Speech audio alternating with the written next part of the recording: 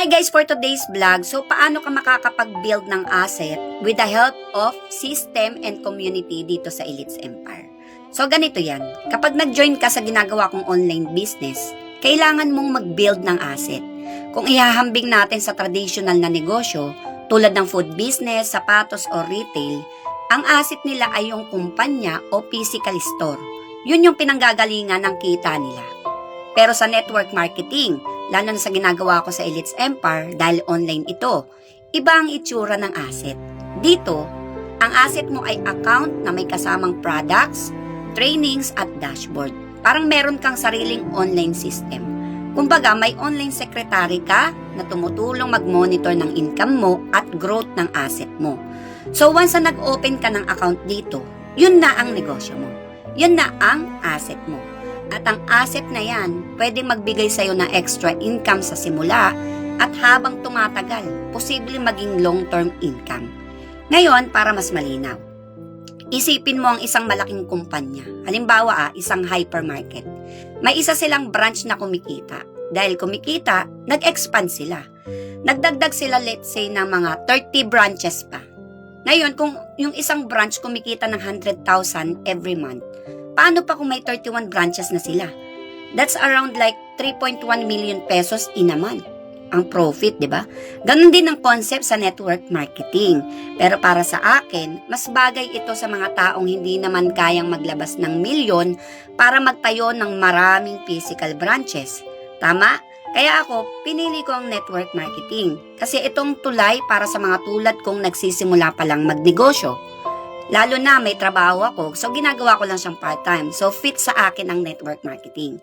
Dito, pwede kang magsimula sa isang asset sa maliit na halaga. At habang kumikita ka, pwede mong paluguin. Hanggang makabuo ka rin ng marami pang assets.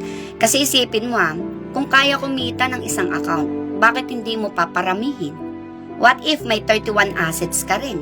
Sa isang effort, sa isang sistema, posibleng kumikita ka ng sabay-sabay. Kaya maraming negosyante ang yumayaman kasi naiintindihan nila na the more assets, the more potential income.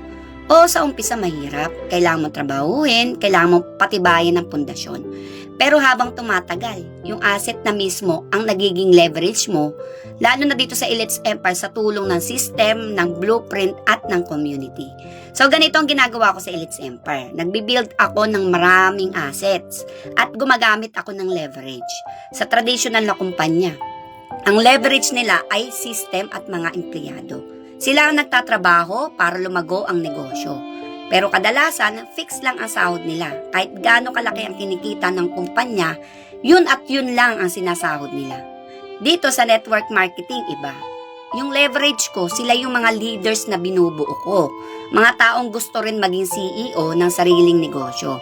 So bakit sila naging CEO? Kasi nag-open sila ng account, meron na silang asset, negosyo na nila yun. Kaya CEO na sila ng sarili nilang negosyo. So nag-open din sila ng account na naging asset nila. At ang next step nila, mag-build din ng sarili nilang leaders sa ganitong sistema. Hindi lang isa ang kumikita. Lahat may chance maging CEO. Hindi tulad ng traditional na kumpanya na iisa lang ang nasa taas. Kasi kapag empleyado ka, hindi ka pwedeng maging CEO. Yun at yun lang ang magiging salary mo. Kung sino lang yung may-ari, yun lang ang kumikita ng malaki. So dito, kung ilalagay mo yung sipag at effort mo, na ginagawa mo sa trabaho mo, sa sarili mong negosyo, mas may posibilidad kang lumaki at kumita. Lahat ng successful na tao, nagsimula lang sa isa. Isang asset, isang decision, isang risk. At lahat yan natututunan.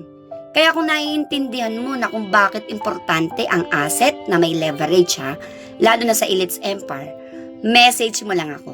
Simulan mo habang may trabaho ka pa, kumikita ka pa, para yung kita mo, yan ang maging tulay mo para makabuo ng maraming assets. Para makapag-build ng maraming income, potential income. So, gawin mo muna siyang part-time. Hindi mo kailangan iwan ang trabaho mo. Gawin mo siyang part-time para kapag lumaki na, doon mo na siya pwedeng mai-full-time. Kasi sayang ang panahon kung lilipas na wala ka pa rin nabubuong asset para sa sarili mo.